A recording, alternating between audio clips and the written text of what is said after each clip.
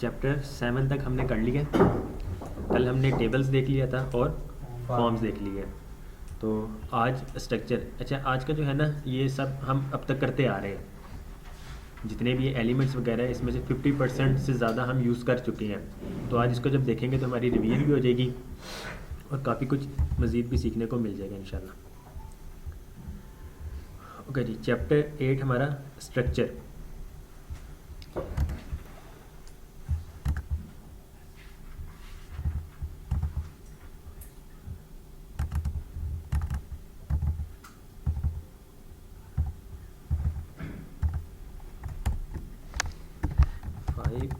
Structure और हमारे पास extra markup and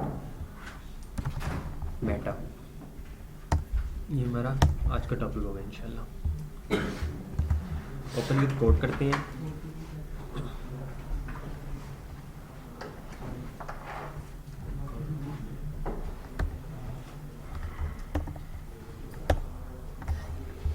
हमारी मेन फाइल जो होती है कौन सी होती है? index.html।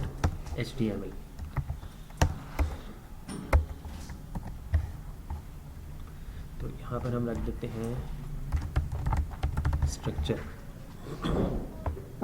हम अपनी वेबसाइट का स्ट्रक्चर बनाना सीखते हैं।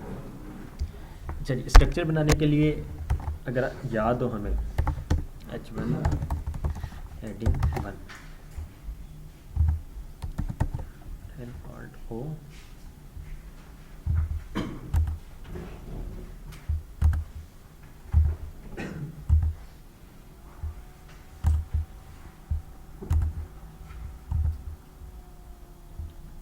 हमारे पास हेडिंग 1 आ चुकी है H1 की वजह।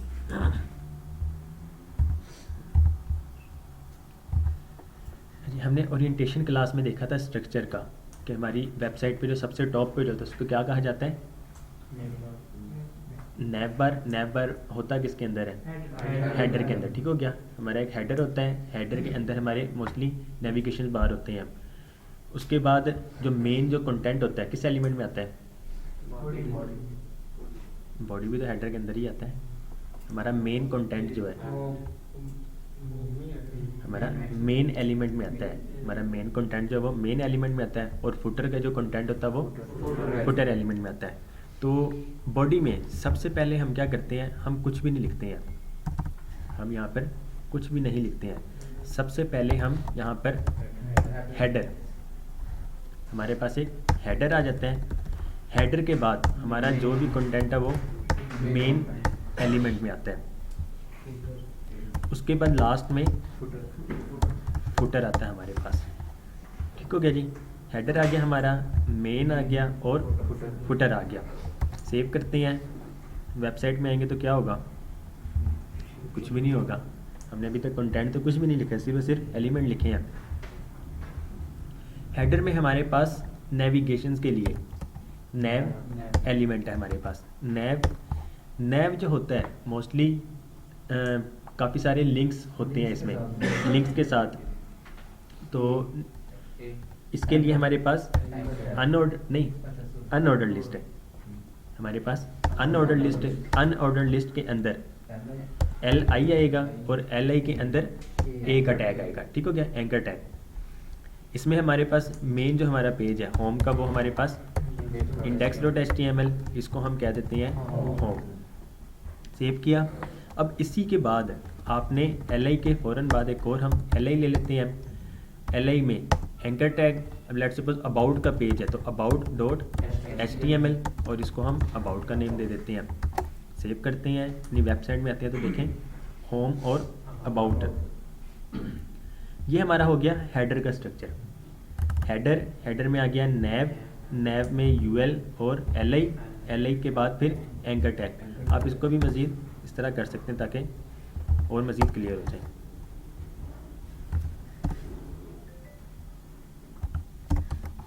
इस तरह, ठीक है जी। हमारा हेडर हो गया। मेन में हमारे पास मेन कंटेंट आ रहा होता है, हम जो भी लिखें। पहले हम उससे पहले फुटर को देख लेते हैं। फुटर में ज़्यादातर यही होता है, कॉपीराइट ईयर का नेम होता है और आगे वेबसाइट का नेम देना, वेबसाइट का नेम, ऑल राइट्स रिजर्व लिखा होता है। तो फुटर को हम फुटर के अंदर एक पी एलिमेंट ले लेते हैं। कॉपी के लिए हमारे पास होता है एंड कॉपी, इससे कॉपीराइट का सिंबल आ जाता है। 2022 ऑल राइट्स रिजर्व्ड, सेव करेंगे कॉपीराइट लिखने का मकसद क्या है? ताकि हमारी वेबसाइट कोई कॉपी ना कर सके। इसका कोड मिल सकता है ना इजीली। अगर यही चीज़ कोई डेवलपर अपने पास कर ले, same to same copy paste कर ले, तो आप उसको कॉपीराइट का क्लेम कर सकते हैं। ठीक जी, हमें कैसे पता चलेगा उसमें कॉपी हुई? बेसिकली वैसे इतना पता तो नहीं लगता है। एक्चुअल में होता क्या है कि जब ये थीम्स वगैरह बनाई जाती हैं तो कोई कंपनी है वो पेड रखती है इसको कि आप हमारा थीम खरीदें, उसके बाद आप इसको यूज़ कर सकते हैं। अगर हम फ्री में ही यूज़ करते जाएं, फ्री में क्या होता है, या फिर आपको कॉपीराइट उनको देना होता है कि उस कंपनी के ही कॉपीराइट है। अगर आपने अपना कॉपीराइट ऐड करना है तो फिर आप इसको पे करते हैं। अब सम टाइम ऐसा होता है कि फ्री भी हम यूज़ कर रहे होते हैं और कॉपीराइट भी अपना ही लगा देते हैं, तो वो फिर कंपनी क्लेम कर सकती है और आपको मतलब लीगल वे में जो भी यानी कि चार्जेस वगैरह फिर पे करने पड़े वो आपको पे करने पड़ते हैं। ये सारी चीज़ें होती हैं। ओके जी, और हमारा मेन कंटेंट जो है, मेन में फॉर एग्जांपल हम H1 या फिर हमारा मेन जो होता है, हेडर के बाद हमारा हीरो सेक्शन आ रहा होता है, हम इसको क्या कह सकते हैं, डिव एक बनाओ। डिव को हम आईडी दे देते हैं, ID hero section, ID hero section, H1 hero section हम कह देते हैं इसको। उसके बाद जो भी हमारे फॉर एग्जांपल मज़ीद आ जाता है डिव, डिव को हम आईडी दे देते हैं। लेट्स सपोज हम प्रोडक्ट्स की हमारी है तो प्रोडक्ट्स हम कह देते हैं। उसके अंदर अब जो भी होगा H1 में हम लिख देते हैं प्रोडक्ट्स। उसके बाद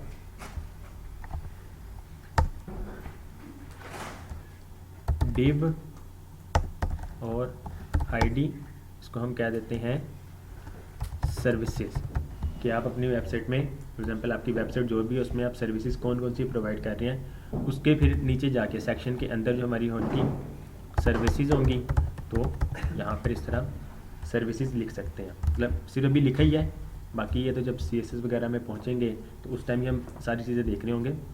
मतलब हमारा स्ट्रक्चर जो है वेब का इस तरह बनता है, सबसे पहले हेडर, उसके बाद मेन हमारे पास आ जाता है और मेन में के बाद फुटर आ जाता है। सेव करेंगे तो ये देखें हेडर से पार्टीशन हो रही डिवीजन हो रही होती है, इससे बन डिवीजन हो रही होती है जी। हीरो सेक्शन हमारा आ जाएगा, उसके बाद प्रोडक्ट्स और फिर सर्विसेज। मतलब डिपेंड करता है कि वेबसाइट किस तरह की है, लाजमी नहीं कि सिर्फ और सिर्फ यही सेक्शन होंगे, आपकी वेबसाइट पे डिपेंड कर रहा होगा। अक्सर वेबसाइट में ही फॉर एग्जांपल डिव और आईडी हम दे देते हैं लेट्स सपोज इमेजेस की, कुछ इमेजेस भी हमारे होम पेज पे आ रही होती हैं। उसी के अलावा अच्छा अभी देखें शॉर्टकट की मैं आपको बताता हूँ। पहले मैं क्या लिख रहा हूँ, डिव लिख रहा हूँ, डिव के बाद मैं उसको आईडी एट्रीब्यूट पास कर रहा हूँ। अगर आप डायरेक्ट हैश टैग के साथ लिखें वीडियोस लिखते हैं, मतलब मैं एक डिव बनाना चाह रहा हूँ जिसकी आईडी हो वीडियोस, तो मैं सिर्फ और सिर्फ हैश टैग वीडियोज़ लिखूँगा तो वो एक डिव ही बनेगी।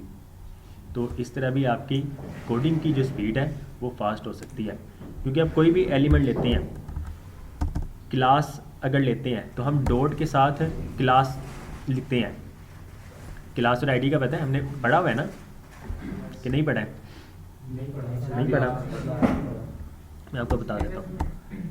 वैसे वो आना तो CSS में है,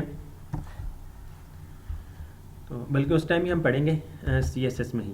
अभी बस ये किसी भी एलिमेंट को यूनिक बनाने के लिए हम प्रोवाइड क्या करते हैं, आईडी प्रोवाइड करते हैं। ठीक हो गया जी, आईडी इमेजेस, आईडी वीडियोस। तो मज़ीद अगर आपने कोई डिव बनानी हो जिसकी आईडी आप जो भी रखना चाहें तो हैशटैग लगाएंगे और यहाँ पे हम लिख देते हैं लेट्स सपोज फैक्ट्स कि फ्रीक्वेंटली आस्क्ड क्वेश्चन जो होते हैं आप वो वाला सेक्शन बना देते हैं। तो अब यहाँ पे ही इमेजेस, वीडियोस, फैक्ट्स सेव करते हैं तो अब ये देखें आपके पास इस तरह सेक्शन बनते रहते हैं। अगर div के अंदर ID ना दे तो इसका क्या आउटपुट होगा? कुछ भी नहीं होगा, दे सकते हैं वैसे भी, लेकिन जब आपने बाद में इस सेक्शन को टारगेट करना है, जब इस सेक्शन को टारगेट करेंगे तो हमने क्या करना है, अगर आप div को टारगेट करते हैं, आप स्टाइलिंग करना चाहते हैं, आप div को टारगेट करते हैं, तो यहाँ पर एक से ज़्यादा div है। फॉर एग्ज़ाम्पल मैं कहता हूँ उमैर, अब यहाँ पे 4 या 5 उमैर हो तो सारों ने मेरी बात सुननी है, ऐसे ही है। अब मैं कह देता हूँ आपको कोई यूनिक आईडी देता हूँ या रोल नंबर देता हूँ, उमैर जिसका रोल नंबर ये है, तो फिर कौन सा कॉल होगा, जिसका सिर्फ और सिर्फ वो वाला रोल नंबर होगा। तो ID just like roll number आप कह लें, या फिर यूनिक आईडी CNAC नंबर जो होता है आप वो भी कंसिडर कर सकते हैं। जी क्लियर किसमें? एक्चुअल में ना ये काफ़ी सारी लिस्ट आइटम्स ही बन रही होती हैं। जब हम CSS में पहुंचेंगे तो हम क्या करेंगे, इसी की मदद से हम इसकी स्टाइलिंग चेंज कर देते हैं। उसमें आपके पीछे बुलेट्स जो आ रहे हैं ये भी ख़त्म हो जाती हैं, ये अंडरलाइन जो आ रही है ये भी ख़त्म हो जाती है, इसका कलर भी चेंज हो जाता है और ये एक लाइन में ही आ रहे होते हैं। तो ये फिर हम सारी की सारी चीज़ें CSS की मदद से कर रहे होते हैं। सिर्फ और सिर्फ पेज का स्ट्रक्चर जो है ना वो इसके ज़रिए ही बन रहा होता है, HTML के ज़रिए आपका स्ट्रक्चर बन रहा होता है। उसके बाद स्टाइलिंग की मदद से आप कुछ भी कर सकते हैं। जब हम CSS में पहुंचेंगे, आज आप लोगों का मतलब ये HTML का आखिरी ही है, नेक्स्ट वीक जब हमारा मंडे होगा इंशाल्लाह, तो उसमें CSS की पहली क्लास जो होगी तो उसमें हम देखेंगे कि एक ही HTML का लिखा हुआ है, एक ही पेज है, उसको हम कितने तरीके से CSS की मदद से चेंज कर सकते हैं।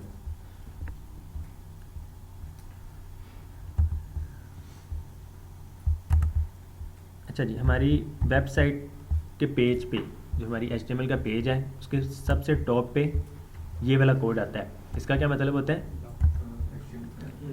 कि डॉक्यूमेंट की टाइप जो है वो HTML5 है, HTML5 है, ठीक हो गया। ये HTML5 डॉक्यूमेंट की टाइप डिफाइन करता है और उसके बाद हम HTML लिखते हैं तो वो HTML5 बन जाता है। ये कमेंट हमें बना के देता है। कमेंट का पता है ना, सिंपल कंट्रोल फॉरवर्ड / ऐड करें तो कमेंट ऐड हो जाता है। आप यहाँ पे कुछ भी लिख सकते हैं, फॉर एग्जांपल हेडर और उसके बाद मेन और उसके बाद यहाँ पर फुटर हम ऐड कर सकते हैं। ओके जी, एक मिनट। आपके पास एक से ज़्यादा हेडर है और यहाँ पर भी मेन कंटेंट में यहाँ पर प्रोडक्ट्स भी कह लें कि काफ़ी सारे प्रोडक्ट्स हैं, तो आप फिर इसको कमेंट करके यहाँ पर कमेंट करके लिख सकते हैं कि ये प्रोडक्ट कौन सी है। आप कमेंट करके प्रोडक्ट के बारे में लिख सकते हैं कि कौन सी प्रोडक्ट है, या फिर हेडर एक से ज़्यादा है तो आप हेडर को भी डिफ़ाइन कर सकते हैं। बाकी लेट्स सपोज प्रोडक्ट्स आपने कोई 50 प्रोडक्ट्स ऐड कर दी हैं, 50 प्रोडक्ट्स ऐड कर दिए अपनी वेबसाइट में। अब होता क्या है कि नेक्स्ट टाइम जाके क्लाइंट कह देता है या फिर आपकी अपनी ही वेबसाइट है, कुछ प्रोडक्ट्स को आप हाइड करना चाहते हैं, तो एक तो ये तरीक़ेकार होता है कि उसका कोड डिलीट कर दें, ऐसे ही ना, कोड डिलीट कर दें तो वो फिर शो नहीं होगी। एक आप चाहते हैं कि कोड इसमें ही लिखा रहे, क्योंकि कोड बाद में किसी और फाइल में सेव करेंगे, वो फाइल को भी सेव करना पड़ेगा, ऐसे ही है। तो कोड हम क्या करते हैं, उसको कमेंट कर देते हैं। लेट्स सपोज प्रोडक्ट्स और प्रोडक्ट्स हमने लिख दिया, हमारे पास 3 प्रोडक्ट्स आ गई। हम चाहते हैं कि ये जो प्रोडक्ट है कोड पूरा ही लिखा रहे, लेकिन हम सिर्फ और सिर्फ इसको कमेंट कर दें। हमारे पास कोड तो रहेगा, हमारे पास कोड तो रहेगा, लेकिन वो ब्राउज़र में जो है शो नहीं होगा। अब देखें प्रोडक्ट्स 1, 2 और 3 जो हमने लिखे थे यहाँ पे वो हाइड हो चुका है।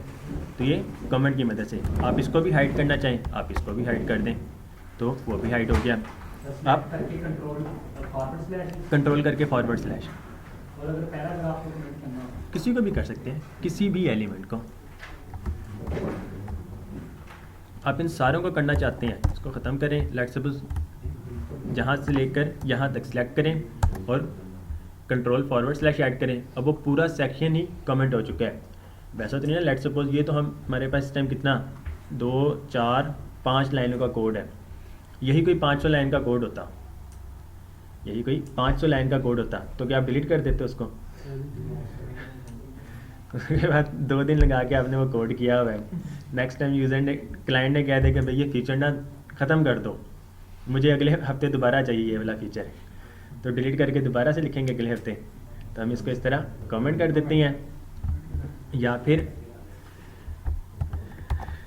कंट्रोल/, या फिर इसको हम इस तरह लिखते हैं less than sign, explanation mark, double dash, फिर डबल डैश और ग्रेटर देन साइन ऐड करते हैं तो ये हो जाता है। ये दरअसल VS कोड की मदद से आपको सारी चीज़ें बनी बनाई मिल जाती हैं कह लें, वरना अगर नोटपैड पे करें तो हमें खुद से करना पड़ता है।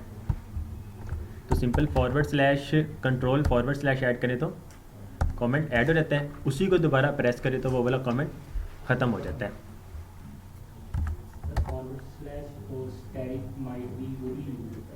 जी स्टैरिक कौन सा साइन होता है? वो HTML में नहीं होता है, वो CSS में होता है। CSS में जब हम पहुंचेंगे, मतलब परसों हम देखेंगे नेक्स्ट क्लास में, उसमें कमेंट करने का तरीका अलग है। जी हाँ जी जी क्लियर है ये। उसके बाद हमारा कमेंट भी हो गया, डॉक टाइप भी, और जी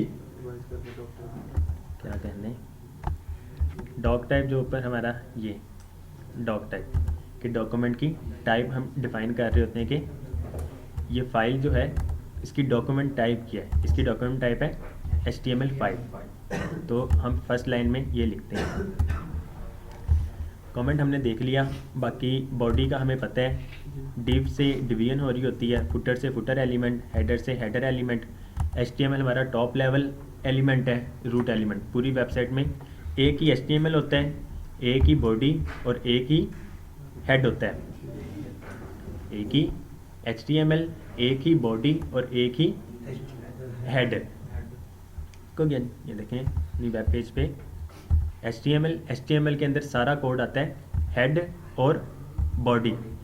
हेड में हमारा, हम आगे हेड को अभी मज़ीद पढ़ेंगे। बॉडी में जो है आपके जो कुछ लिख रहे होते हैं वो हमारे ब्राउज़र में शो हो रहा होता है, रेंडर हो रहा होता है। जी क्लियर है? कोई सवाल किसी का? उसके बाद स्पैन एलिमेंट, हम डिव के अंदर ही मज़ीद डिव लेते हैं, इसको हम कह देते हैं लेट्स सपोज माय नेम। हमने डिव के अंदर माय नेम लिखा, उसके बाद दोबारा माय नेम लिख दिया। डिव के अंदर ही एक ये डिव और एक ये डिव, यही चीज़ अब हम स्पैन एलिमेंट में माय नेम और माय नेम लिखते हैं। अब डिव क्या है? ब्लॉक लेवल एलिमेंट है। डिव ब्लॉक लेवल एलिमेंट है। अगर आपने इनलाइन एलिमेंट को डिवाइड करना हो, इनलाइन कंटेंट में, कोई कंटेंट में इनलाइन डिवीजन करनी हो, फॉर एग्जांपल मैं चाहता हूँ कि ये माय जो है, माय भी यहाँ पर ही लिखा रहे, नेम भी यहाँ पर ही लिखा रहे, लेकिन इस नेम की मैं स्टाइलिंग कुछ मज़ीद करना चाहता हूँ, सिर्फ नेम वर्ड की मैं स्टाइलिंग करना चाहता हूँ। तो अगर आप यहाँ पर ही डिव एलिमेंट में नेम लिख दें तो क्या होगा? ये नेक्स्ट लाइन में चला जाएगा। अब यही चीज़ आप नेम को स्पैन एलिमेंट में रख दें, सेव करें, तो अब देखें माय, ये जो नेम है ये डिव एलिमेंट में है और ये जो नेम है स्पैन एलिमेंट में है, ये भी स्पैन एलिमेंट में है और ये भी स्पैन एलिमेंट में है। तो अगर आपने कंटेंट में डिवीजन वगैरह करनी हो तो इनलाइन एलिमेंट के लिए और इनलाइन के कंटेंट के लिए हम स्पैन यूज़ करते हैं, ब्लॉक लेवल जो होता है वो डिव कर रहा होता है डिवीजन करने के लिए। अभी तो हम स्टाइलिंग नहीं ना कर रहे हैं। लेट्स सपोज आप इस नेम को देखें ना, हमने डिव यूज़ किया, डिव में माय रख दिया, उसके बाद ही हमने एक और डिव एलिमेंट में नेम रख दिया। डिवीजन तो हो गई है, डिवीजन हो गई है, लेकिन ये नेम जो है अब ये नेक्स्ट लाइन में आ रहा है। लेकिन हम ऐसा तो नहीं चाहते हैं हम तो नहीं ना ऐसा चाहते। तो माई नेम हम एक साथ ही रखना चाहते हैं, लेकिन साथ में डिवीजन भी करना चाहते हैं। तो इस नेम को हम मज़ीद स्टाइल कर सकते हैं। जब हम CSS में पहुँचेंगे हम तब मज़ीद इसको देखेंगे। Let's suppose style colour red, और इसको भी स्टाइल कलर रेड कर दें। ये दोनों रेड हो जाएंगे, लेकिन नेम, ये वाला जो नेम है नेक्स्ट लाइन में, ये वाला जो नेम है सेम लाइन में ही होगा। ये देखें, ठीक हो गया। आप फॉन्ट वेट वगैरह अगर बोल्ड करना चाहते हैं, फॉन्ट वेट बोल्ड, हम कोई टेक्स्ट बोल्ड करना चाहें तो कौन से एलिमेंट से करते थे? B element. तो ये ही चीज़ हम स्टाइलिंग की मदद से भी कर सकते हैं, CSS की मदद से।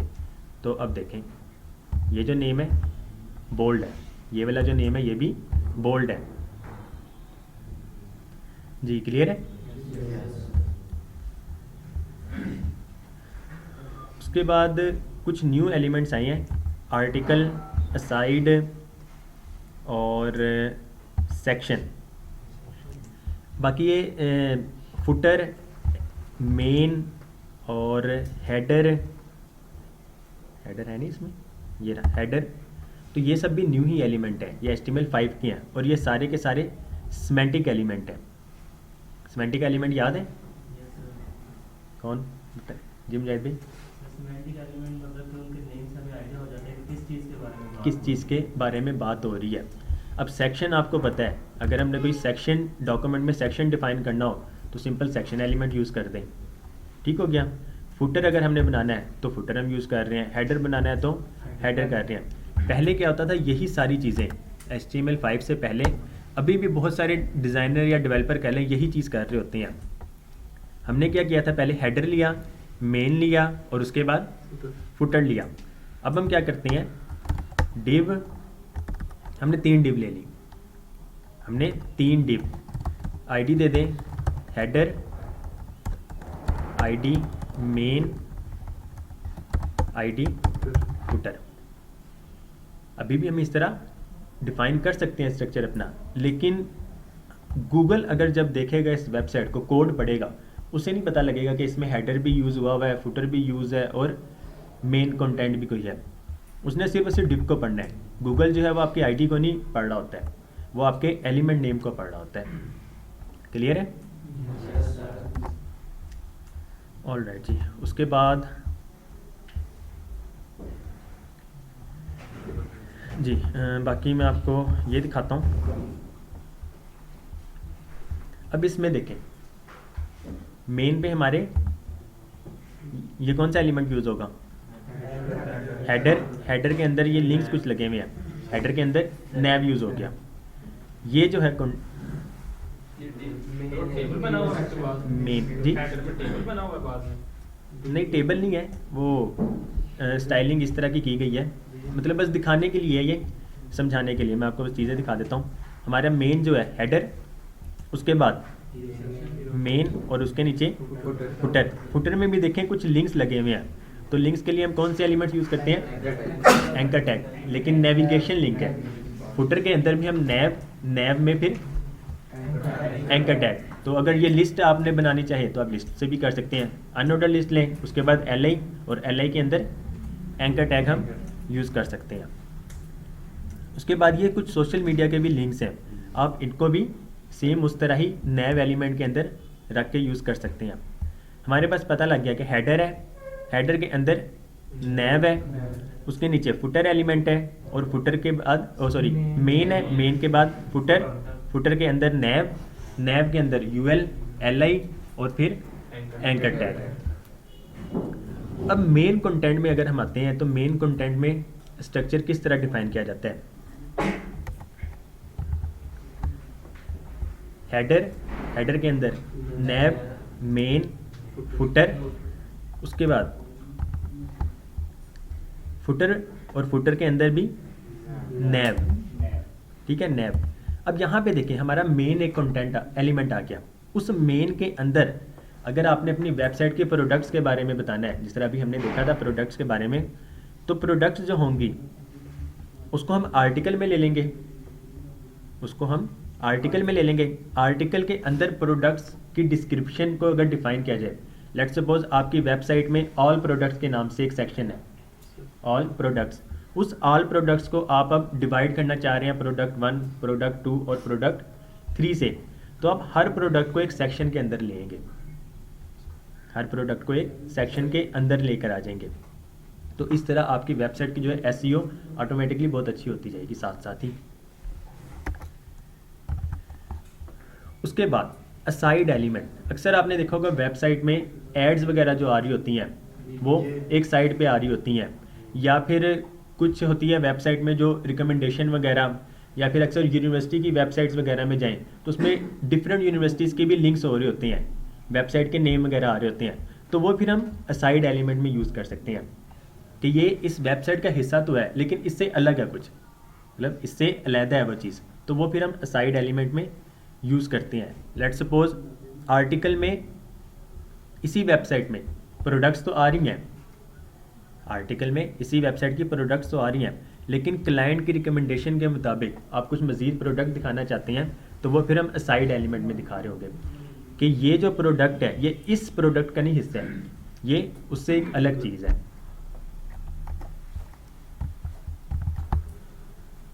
उसके बाद आप मज़ीद इस तरह एक और असाइड भी दिखा सकते हैं।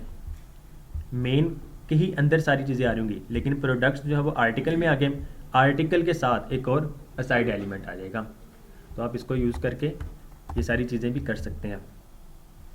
उसके बाद डू नोट दिस, आपने हेडर भी बना लिया, फुटर भी बना लिया, लेकिन मेन जो है सेक्शन सेक्शन सेक्शन और ये सेक्शन, तो हम इस तरह फिर सेक्शंस को नहीं डिफाइन करते हैं।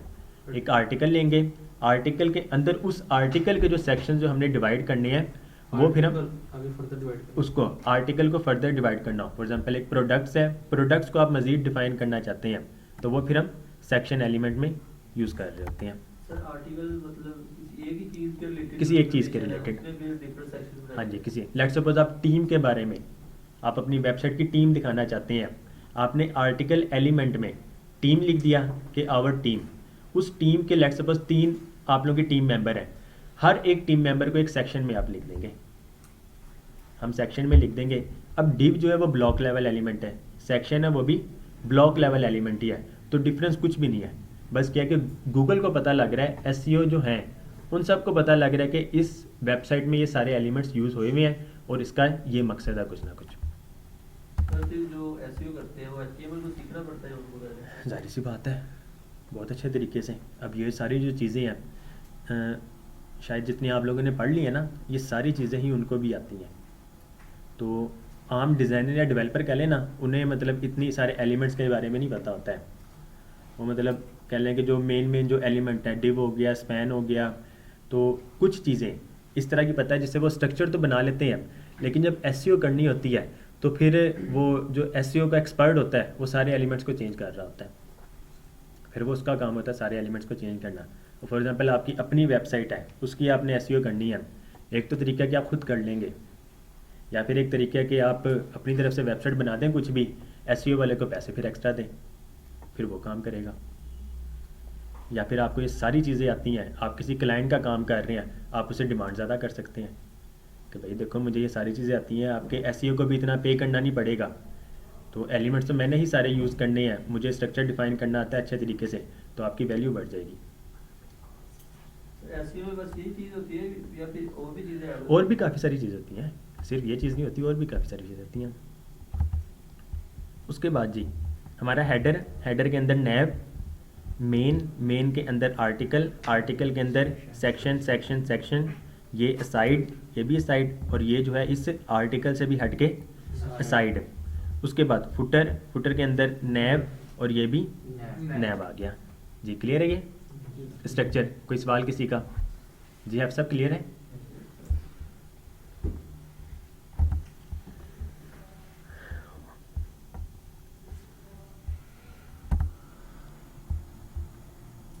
ओके जी, कुछ एक्स्ट्रा मार्कअप हैं। इन एक्स्ट्रा मार्कअप में से हमने जो पढ़ना है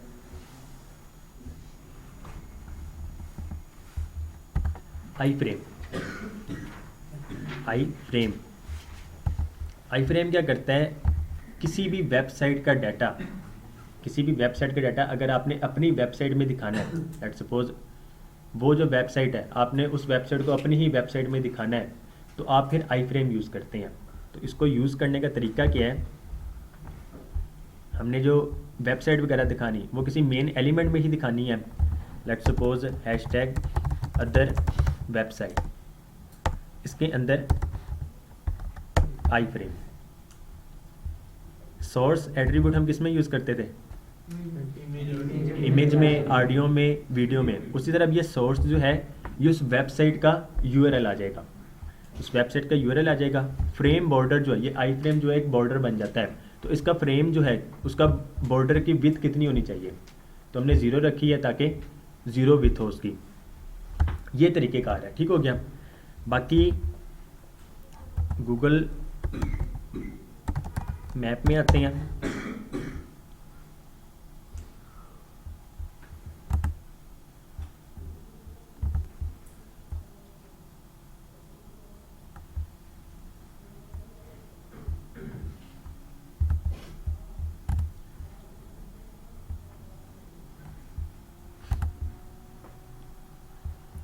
लेट्स सपोज इस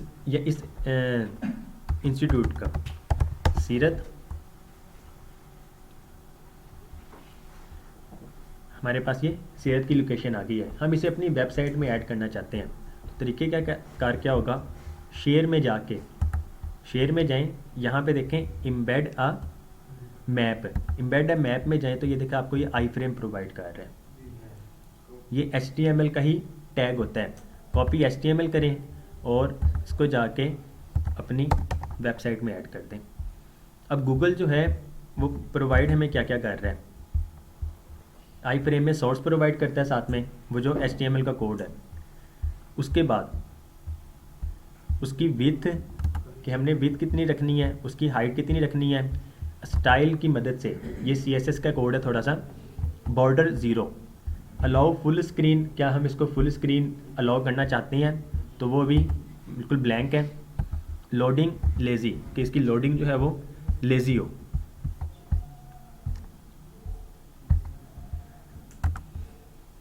सेव करते हैं, अपनी वेबसाइट में आते हैं, तो लास्ट पे देखिए आप, ये आपको उस सीरत का जो है, मतलब ये सीरत जो है इसकी लोकेशन आपकी वेबसाइट में ऐड हो चुकी है। सर एक क्वेश्चन है जी, सर ये लोकेशन ऐड करनी है मैप में, तो वो कैसे करनी है? क्या चीज़ ऐड करनी है? कोई स्पेसिफिक लोकेशन है, जी, जी। मैंने अपने घर की लोकेशन ऐड करनी है, जी। वो कैसे करनी है मैप पे? वो फिर आपको गूगल के प्लेटफॉर्म पे जाके वो ऐड करना होता है। गूगल बिजनेस के नाम से है, गूगल बिजनेस। इसमें जाके आप फिर वो सारी चीज़ें प्रोवाइड करते हैं, एक प्रोफाइल बनती है आपकी, तो उसमें आप फिर एड्रेस भी प्रोवाइड करते हैं। जो एड्रेस प्रोवाइड करते हैं, फॉर एग्जांपल आपने अगर अपने घर का दिया या अपने ऑफिस का दिया है, तो गूगल की तरफ से आपको एक पिन कोड आएगा। वो पिन कोड आप जब इसमें ऐड करते हैं तो वो वेरीफाई हो जाता है कि एड्रेस वाकई आपने ठीक दिया है, तो वो फिर इसको अलाउ कर देते हैं। लेकिन अगर वही एड्रेस है आपने काफ़ी जगह यूज़ किया हुआ है, लेट्स सपोज आपने काफ़ी जगह वेबसाइट वगैरह में यूज़ किया हुआ है, तो गूगल ऑटोमेटिकली उसको वेरीफाई कर देता है, क्योंकि हम बहुत सारी जगह पे, ऑफिशियल जगह पे वो एड्रेस यूज़ कर रहे होते हैं, तो गूगल फिर वो पिन भी नहीं भेजता है, वो उसको वैसे ही वेरीफाई कर देता है।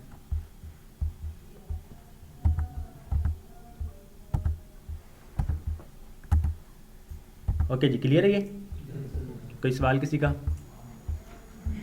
उसके बाद चैप्टर 10 में हमारे पास सर ये जो आपने भी जी। एक आईफेम का कोड कॉपी किया था, हम्म। कंप्लीट टैग उधर से कॉपी किया या रिफ्रेश? कंप्लीट टैग वो हमें गूगल प्रोवाइड करता है। गूगल मैप में आई तो ये देखें, आप इसमें साइज़ भी चेंज कर सकते हैं। मीडियम बाय डिफ़ॉल्ट है, स्मॉल करेंगे तो स्मॉल हो जाएगा। अब इसका कोड अगर हम देखें तो इसकी विथ और हाइट चेंज हुई होगी, बस यूआरएल तो वही रहेगा। इसकी विथ और हाइट देखें, विथ इसकी 400 हो गई है, हाइट इसकी 300 हो गई है। तो पहले हमारे पास क्या है, विथ और हाइट, विथ 600 है और हाइट 450 है। अब फिर वो जो हमने खुद से लिखा है आईफेम, वो लिखने की जरूरत नहीं पड़ेगी? हाँ जी, वो तो मतलब आपको बस बताना था ना कि आई फ्रेम हम इस तरह यूज़ करते हैं। इसको स्किप कर दें, सेव कर दें। ये सिर्फ मैप के लिए यूज होता है? नहीं नहीं, लेट्स सपोज आपकी अपनी भी वेबसाइट है, कोई आपकी अपनी वेबसाइट है, आप उसको किसी और अपनी वेबसाइट में लिंक करना चाहते हैं। लेट्स सपोज हमने एक वेबसाइट बनाई हुई है एग्ज़ाम्स के लिए, कि जिसमें हम MCQs वगैरह एग्ज़ाम का होता है। अब हमने एक और दूसरी वेबसाइट बनाई है, उसमें एग्ज़ाम सिस्टम नहीं है, तो हम क्या कर सकते हैं, वो जो हमारी दूसरी जो वेबसाइट बनी हुई है उस वेबसाइट का URL सिर्फ और सिर्फ अपनी उस दूसरी वेबसाइट में ऐड करेंगे, तो वो वाली वेबसाइट भी शो हो जाएगी। हाइट और भी तो हम चीज इनका मेन पर्पस क्या है? तो फिर हम वैसे भी यूजर खास लगा सकते हैं एंकर टैग। जी, एंकर टैग में मतलब यूजर की वेबसाइट का लगा सकते हैं। वो तो आपको फिर उस वेबसाइट पे लिंक कर जाएगा, वो तो आपको उस एंकर टैग की मदद से आपको दूसरी वेबसाइट पे जाना पड़ेगा। हम चाहते हैं कि वो वाली जो वेबसाइट है वो हमारी ही वेबसाइट में शो हो। हमारे पेज पे यूजर। हाँ जी, वो हमारे ही पेज। फॉर एग्जांपल ये देखिए ना, ये गूगल मैप जो है, गूगल मैप का अगर मैं सिर्फ और सिर्फ लिंक लगा देता हूँ, सेंड द लिंक मैं करता हूँ, कॉपी लिंक करता हूँ, ये वो लिंक है एंकर टैग का लिंक। यहाँ पर मैं आता हूँ, ए पेस्ट कर दिया, सीरत गूगल मैप लिंक मैं सेव कर दिया, ठीक हो गया। अब अपनी वेबसाइट में आते हैं, तो ये देखें, अब इसमें एंकर टैग से क्या होगा, मैं जब इस पर क्लिक करूँगा तो ये मुझे गूगल मैप पे लेके चला जाएगा। मैं आपको थोड़ा सा ऊपर करके दिखाता हूँ।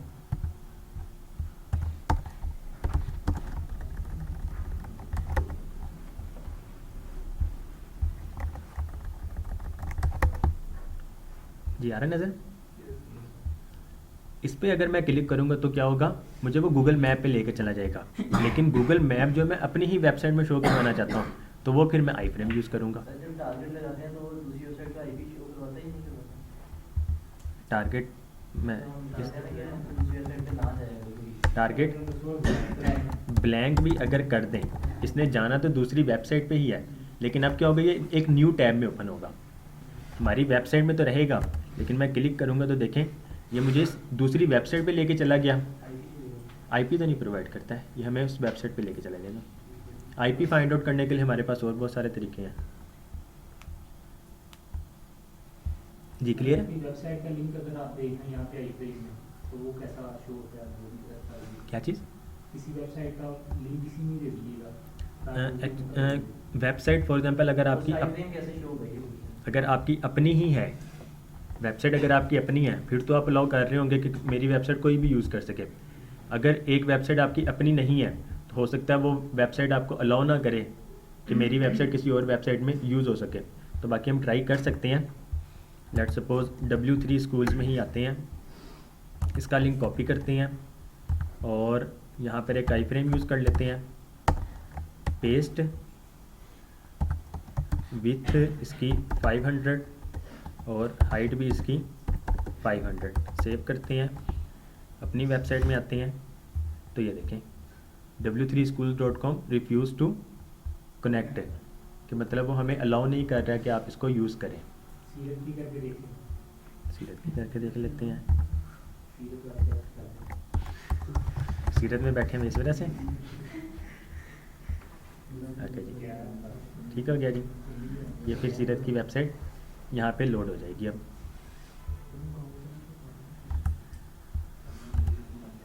जी क्लियर है? इसकी विड्थ जो है, लेट्स सपोज आप इसको 100%, हाइट 500 बेसिक, हाइट जो है इसकी 800 कर देते हैं। तो अब देखें विड्थ इसकी 100% हो गई है, हाइट इसकी 800 या जो भी हमने रखी थी। तो ये पूरी की पूरी वेबसाइट फिर अब हमारी ही वेबसाइट में शो हो रही है। सीरत को क्या? वो फिर परमिशन वगैरह हमें वो करनी पड़ती है, वो फिर हमें खुद से कोडिंग करनी पड़ती है। तो एडवांस लेवल पे जाके देखेंगे, वो सिर्फ HTML की मदद से नहीं होता। वो फिर जब हम डिप्लॉय वगैरह कर रहे होते हैं तो उस टाइम जाके ये सारी चीज़ें हम मैनेज कर रहे होते हैं। आप अगर इसमें गूगल भी कर दें तो गूगल भी नहीं अलाउ करता हमें। ये देखें google.com refuse to connect, youtube.com तो YouTube भी रिफ्यूज़ कर रहे हैं। सर यूट्यूब पे वीडियोस ऐड कर सकते हैं। YouTube की वीडियोज़ ऐड कर सकते हैं।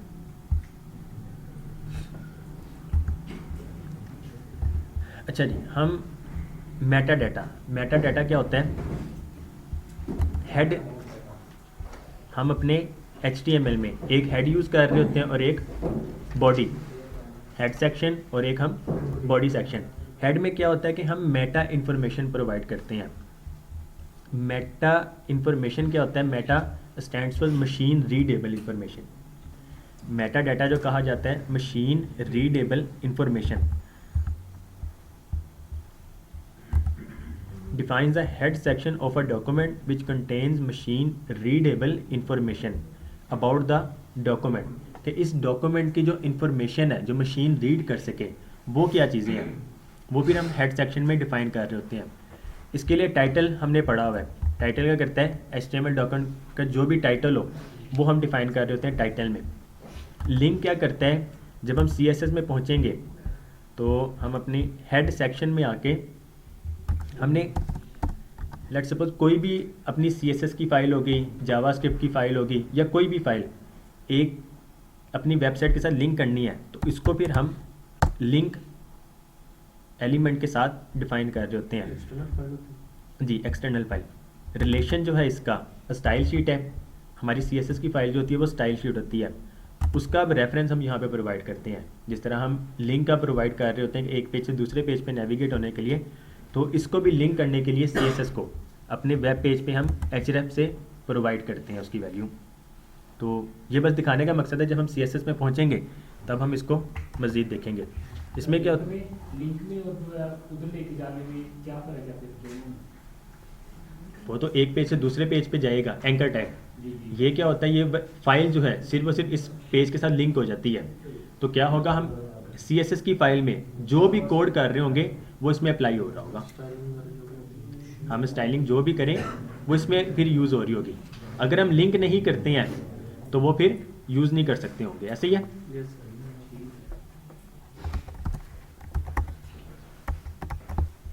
उसके बाद टाइटल भी हो गया, लिंक भी हो गया, हेड भी हो गया। अब मेटा डाटा, यहाँ पर आप देख रहे होंगे कुछ मेटा एलिमेंट यूज़ हुए हुए हैं। मेटा 4 सेट है। 4 सेट का मतलब होता है करैक्टर सेट। करैक्टर सेट, इस वेबसाइट में करैक्टर कौन कौन से यूज़ हो रहे हैं।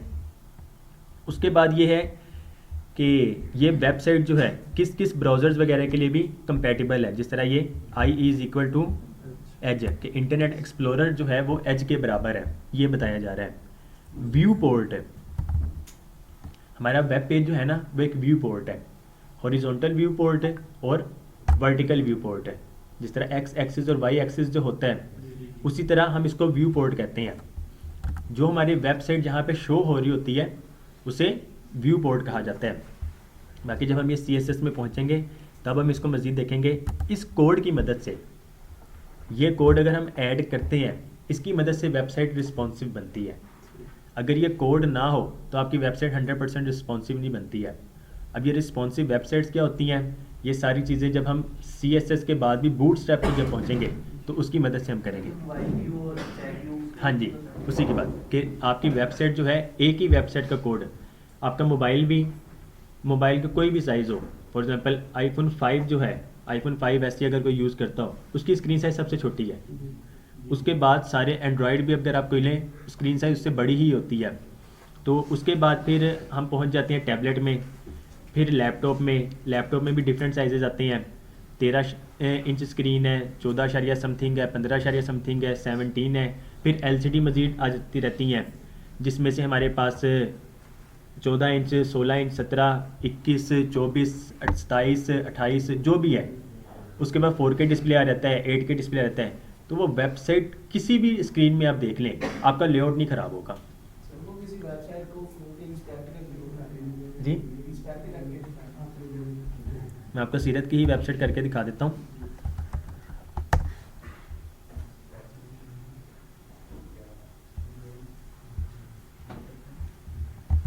या फिर ये वेबसाइट ओपन है W3 स्कूल्स। इसको हम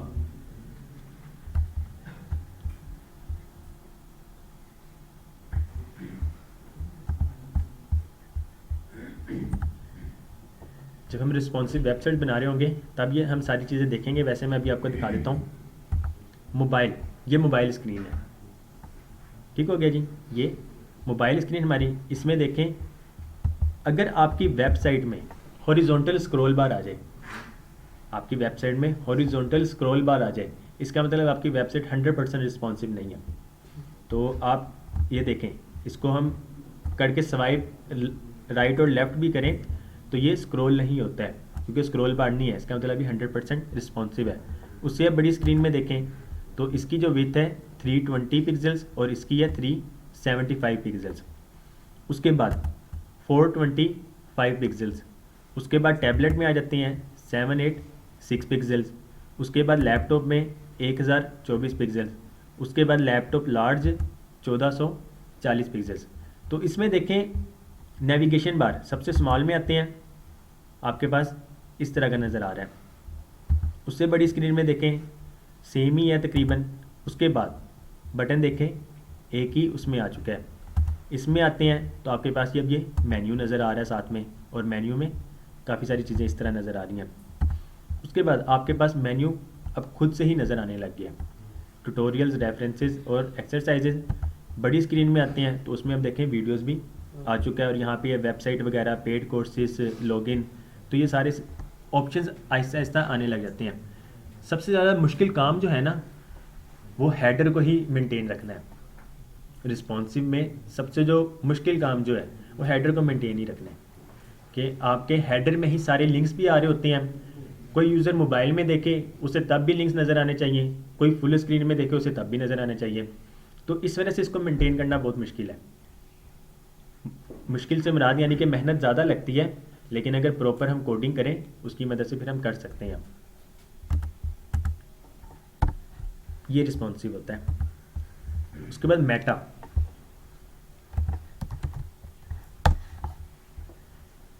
metatags.org, ये मैं लिंक आपसे शेयर कर लूँगा, इसे पढ़ भी लीजिएगा। General info on meta tags, why use meta tags, search engine optimisation, meta tags still play an important role, specially the use of the title tag and meta description is very important. अब मैं आपको दिखाता हूँ, google.com पे आए, इसमें हम लिखते हैं सीरत, इसमें हम लिखते हैं सीरत, एंटर करते हैं तो ये देखें हमारी वेबसाइट पहले नंबर पे ही आ गई। इसमें ये जो है ये टाइटल है, ये टाइटल है, और ये जो है ये डिस्क्रिप्शन है। आपकी वेबसाइट में हेड के सेक्शन में डिस्क्रिप्शन भी हम ऐड करते हैं। अब डिस्क्रिप्शन ऐड करने के लिए हम क्या लिखते हैं, मेटा नेम डिस्क्रिप्शन, उसका कंटेंट जो होगा, उसमें कंटेंट जो होगा वो ये कंटेंट है, ये कंटेंट है। ठीक हो गया, इसमें हमने लिखा हुआ है। बाकी ये देखें ये जो चीज़ें हैं ना ये सारी की सारी लिस्ट आइटम्स में आई हुई हैं। ये नेविगेशन वगैरह जो हमने लिखे हैं ये लिस्ट आइटम्स में आए हुए हैं। तो इस वजह से आपको फिर यहाँ पर गूगल ऑटोमेटिकली जब वेबसाइट ज़्यादा चलने लग जाती है तो उसको खुद ब खुद रैंक में भी लेकर आने लग जाता है। लेकिन रैंक में कब लेकर आएगा, जब उसमें प्रॉपर एलिमेंट्स यूज़ हुए होंगे, उसको पता तो लगे ना कि ये सारी चीज़ें यूज़ भी हैं। अगर ये लिस्ट आइटम आप यूज़ ना करें तो पॉसिबल है कि इस तरह आपको ये लिस्ट में दिखाई भी ना, आपको सिर्फ और सिर्फ ये सीरत ही दिखा रहा होता और बाकी चीज़ें नहीं दिखा रहा होता।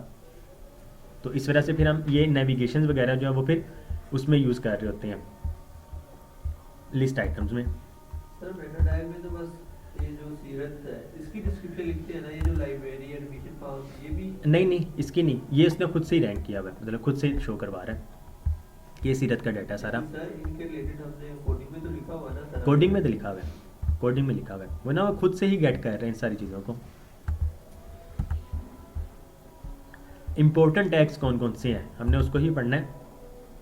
तो इम्पोर्टेंट टैग्स जो हैं, most important tags, title tag आ गया जो हम यूज़ कर रहे हैं पहले दिन से।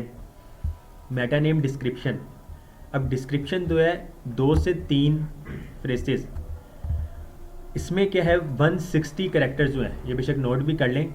डिस्क्रिप्शन जो है आपके मैक्सिमम 160 कैरेक्टर होने चाहिए। 160 से अगर ज़्यादा हो तो उसका कोई फ़ायदा नहीं होता है डिस्क्रिप्शन ऐड करने का, क्योंकि गूगल उसको गेट ही नहीं करता है। तो आपका जो कंटेंट जो मेन जो है जो वेबसाइट में या गूगल में दिखाना चाहते हैं वो फिर आप 160 कैरेक्टर के अंदर लिखेंगे। ओके जी, मेटा नेम डिस्क्रिप्शन, इसके मैक्स जो लेंथ है वो 160 कैरेक्टर्स। इसमें कैरेक्टर काउंटर ऑनलाइन की मदद से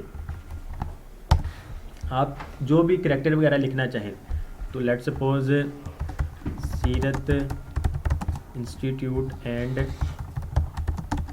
रिसर्च सेंटर, जो भी आपने लिखा है वो 34 कैरेक्टर्स हो चुके हैं, ये आपको बता रहा होता है। तो हम इसको 160 कैरेक्टर्स से ज़्यादा नहीं लेके जाते हैं, अगर लेके जाएंगे तो कोई फ़ायदा नहीं होगा। तो ये जो वेबसाइट है मैं आप लोगों से ये भी शेयर कर लूँगा इंशाल्लाह। मेटा नेम डिस्क्रिप्शन, अगर आपने अपनी वेबसाइट में कुछ सोशल मीडिया के भी लिंक्स यूज़ करने हैं तो उसके लिए हमारे पास सोशल मीडिया मेटा टैग्स है। इसमें क्या होता है, आपको दिखाता हूँ।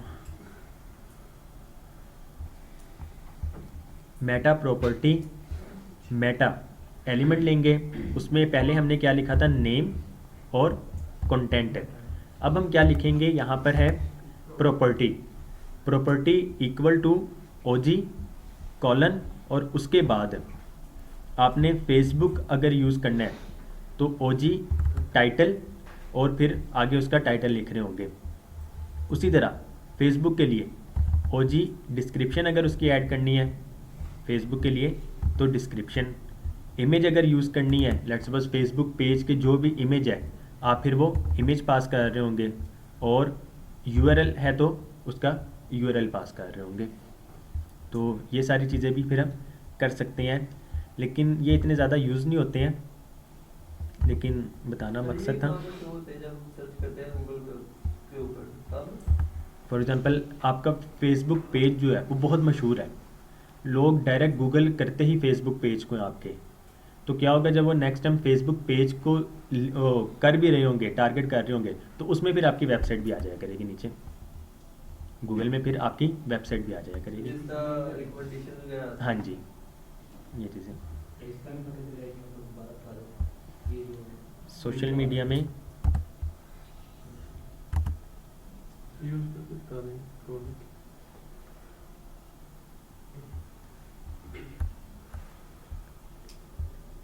फेसबुक के लिए और ट्विटर के लिए इसमें बताया गया है। इसका यूज़ ये देखें, ये इसका यूज़ केस है। प्रॉपर्टी में सबसे पहले ओजी जो भी है, फेसबुक है तो फेसबुक आएगा आपका यहाँ पर, सॉरी फेसबुक अगर टाइटल देना है ओजी टाइटल, आपको यूज़ करके दिखाता हूँ।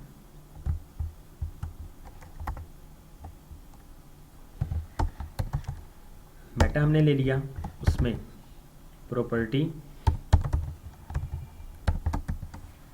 ओजी टाइटल, और इसमें कंटेंट में आपकी फेसबुक का पेज जो है या यूआरएल जो भी है, लेट्स सपोज सीरत इंस्टीट्यूट एंड रिसर्च सेंटर, हम फेसबुक पेजेस जो है उनको डायरेक्टली लिंक करवाने के लिए वेबसाइट पे नहीं, डायरेक्ट लिंक करवाने के लिए नहीं, ये सिर्फ लेट्स सपोज आपका फेसबुक पेज जो है, आपकी अभी तक वेबसाइट ही नहीं बनी है, आपका फेसबुक पेज जो 5 साल पहले से ही बना हुआ है, ठीक हो गया।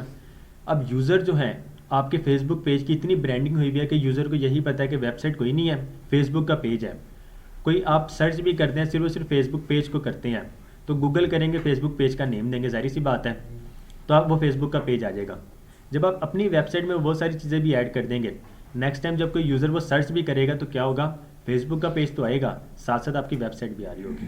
तो अक्सर वेबसाइट में मतलब आइकन्स होते हैं हम अपने वो तो हम अपनी वेबसाइट में नीचे लगाते हैं, अक्सर वो हेडर वगैरह में। अगर आप सीरत में भी आएँ तो सीरत में भी देखें, यहाँ पर ये लिंक्स लगे हुए हैं, फेसबुक ट्विटर, तो ये लिंक्स वगैरह जो हम CSS में पढ़ेंगे, लिंक्स वही लगाएंगे जो हमने एंकर टैग की मदद से देख लिए हैं, बस जहाँ पे हमने टेक्स्ट लिखा हुआ है, टेक्स्ट की जगह हम ये आइकन्स यूज़ कर रहे होते हैं। हाँ आइकन करते हैं। और वो टाइटल की जगह पे हम फेसबुक लिखेंगे और किधर? जहाँ पे आप नहीं, फेसबुक का कोड ये है, फेसबुक पेज के टाइटल का कोड ही ये है, ओजी टाइटल। ट्विटर के लिए जो है वो ट्विटर स्पेसिफिक किया गया है, ट्विटर। अब जिस तरह बहुत सारे हैं मतलब पॉलिटिशियन वगैरह, उनके क्या है कि ट्विटर के पेज बहुत ज़्यादा होते हैं यूज़, उनकी वेबसाइट का भी नहीं हमें पता है, अक्सर की वेबसाइट बनी भी नहीं होती है। तो अगर वो वेबसाइट नेक्स्ट टाइम बनवाते हैं तो क्या होता है, वो अपने ट्विटर का लिंक लाजमी फिर प्रोवाइड करेंगे।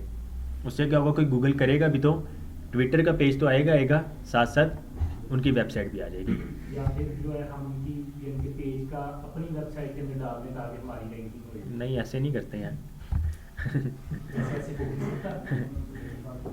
ऐसे नहीं अलाउ करता कोई भी। ये जुगाड़ है। नहीं, उसका फेसबुक का जो पेज है उसका लिंक तो जो मर्जी कॉपी कर कर तो सकते हैं, लेकिन फ़ायदा क्या है, हमारी वेबसाइट ओपन होगी। उन्होंने अपनी वेबसाइट में भी तो ऐड किया होगा, गूगल को पता तो लगेगा ना दोनों यूज़ हो रहे हैं। फिर आपने यूआरएल भी तो प्रोवाइड करना है नीचे जाके। जब उसने वेबसाइट का टाइटल देखना कोई और टाइटल है, वेबसाइट का टाइटल यहाँ पे मिस्टर रिजवान आ रहा है और यूआरएल में प्राइम मिनिस्टर इमरान खान आ रहा है, तो ये तो नहीं ना बारे में रहेगा। आपने यहाँ पे वो नीचे टाइटल लिंक तो या वो लिख रही नहीं। किस चीज़ का?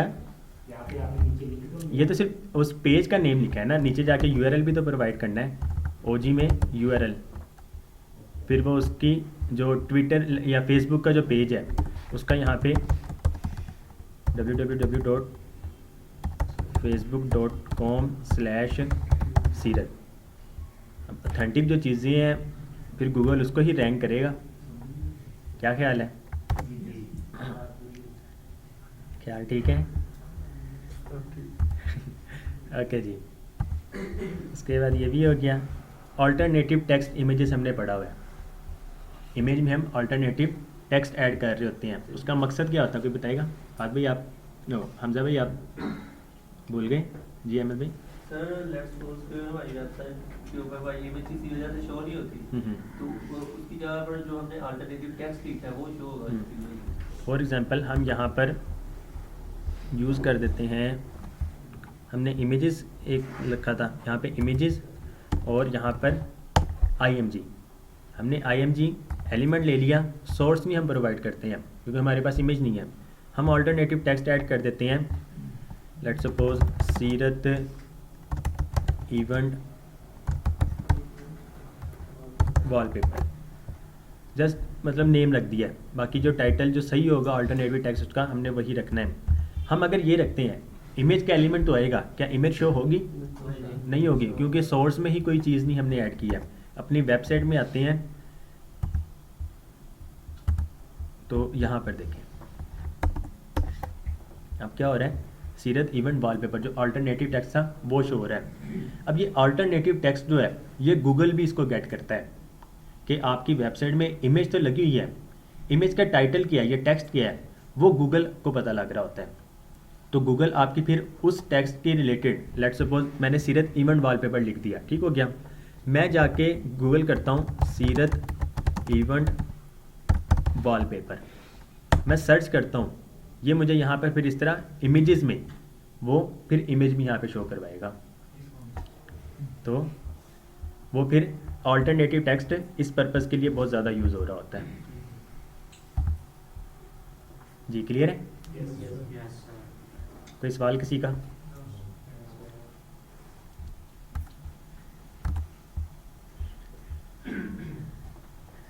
जी हाँ जी, अटेंडेंस लगा दें। अच्छा आपको अटेंडेंस भी होती है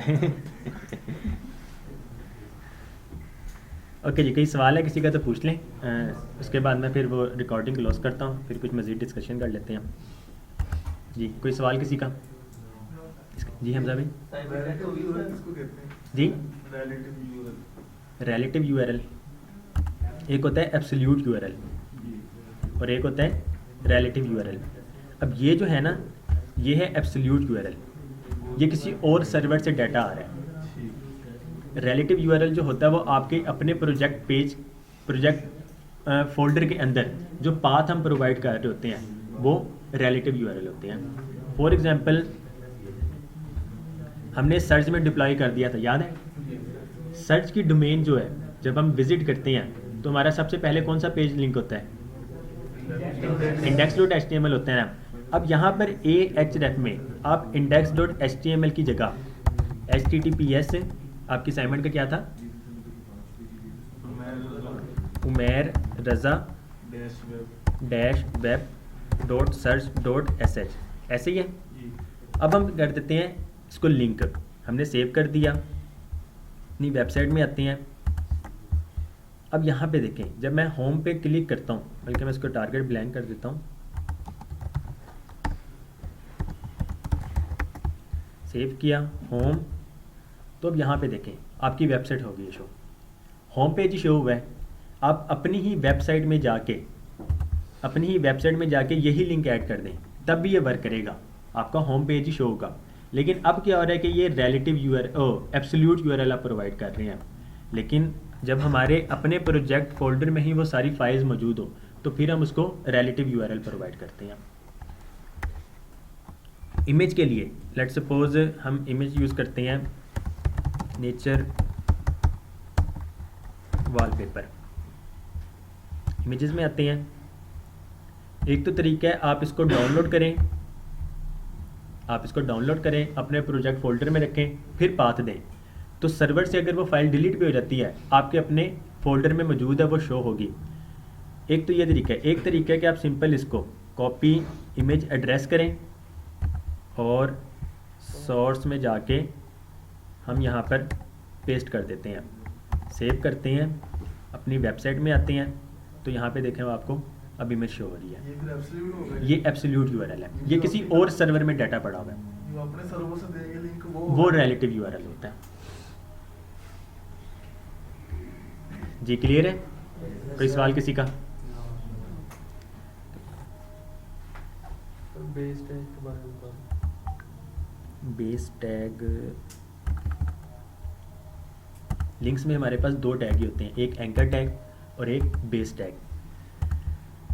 अब हमने एक ये एंकर टैग यूज़ किया https://cdn/pixabay.com, ठीक हो गया। इसी वेबसाइट में, इसी सर्वर में सारी इमेजेस हमारे पास मौजूद है। तो एक तरीका है कि हम इसी को दोबारा से टाइप करें और नीचे जाके सिर्फ और सिर्फ इमेज का जो नेम होगा वो चेंज हो रहा होगा, ऐसे ही है ना। सर्वर तो हमारा एक ही बना हुआ है, लेकिन हम ये कोड है दोबारा बार बार यूज़ कर रहे हैं, इतना यूआरएल। हम क्या करते हैं, इसी को जाके हेड में जाके बेस एलिमेंट में href में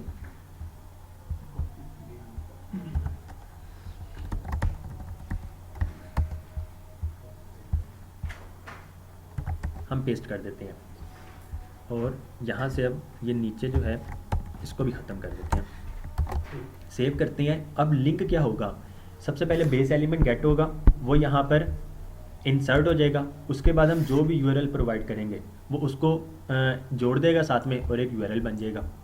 तो ये आपका बेस यूआरएल। अब यहाँ पे दो इमेजेस आ रही होंगी क्योंकि हमने दो यूज़ कर लिए हैं। जो सेम होगा उसको आप नहीं, अब पीछे सर्वर सेम है, आगे फाइल्स हमारे पास चेंज ही होती रहेंगी, हमने कोई एक ही इमेज तो नहीं ना बार बार यूज़ करनी। अब अगर इसकी जगह बेस एलिमेंट आपने यूज़ कर लिया, यहाँ पर आप पीछे सर्वर का एड्रेस नहीं देते हैं और सिंपल आगे कोई और फाइल का नेम देते हैं, लेकिन वो किसी और सर्वर में पड़ी है। अब वो इस सर्वर में नहीं पड़ी है लेकिन किसी और सर्वर में पड़ी है, लेकिन नीचे जाके आप उस सर्वर का एड्रेस भी नहीं प्रोवाइड करते हैं, तो यहाँ पे लिंक क्या होगा, वही होगा जो आपने बेस में दिया है। अगर आपने किसी और सर्वर से ही फाइल को गेट करना है तो क्या तरीक़ेकार होगा, कॉपी इमेज एड्रेस, नीचे जाके आप अब कंप्लीट लिंक अगर प्रोवाइड करते हैं HTTPS के साथ,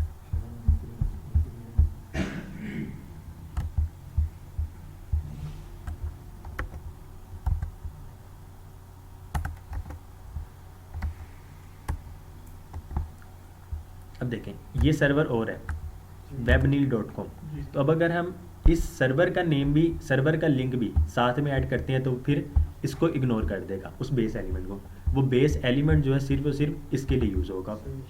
अब मैं सेव करता हूँ, अपनी वेबसाइट में आते हैं, तो अब हमारे पास दोनों इमेज शो होनी चाहिए थी, वो शो हो रही है। तो ये इस्टेब्लिशिंग सिक्योर कनेक्शन, ये देखें वो इमेज यानी कि साइज़ इतना बड़ा तो इस वजह से टाइम ले रहा। ये मेरा ख्याल अक्सर स्टूडेंट्स ने भी इस तरह किया था, सर्च पे जब डिप्लॉय कर रहे थे 100 MB की वीडियो फाइल अपलोड कर रहे थे, तो फिर ये देखिए ये इस तरह चीज़ होती है। अब ये जो साइज़ है अगर हम इसको डाउनलोड करते हैं, ये मेरा ख्याल है कोई open image in new tab,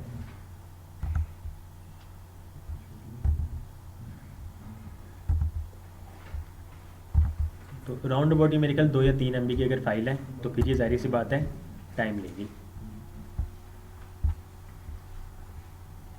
ji guys clear है? कोई और सवाल किसी का? सर एक पेज में कितने बेस एलिमेंट यूज करते हैं? एक में एक एक ही करते हैं? एक में एक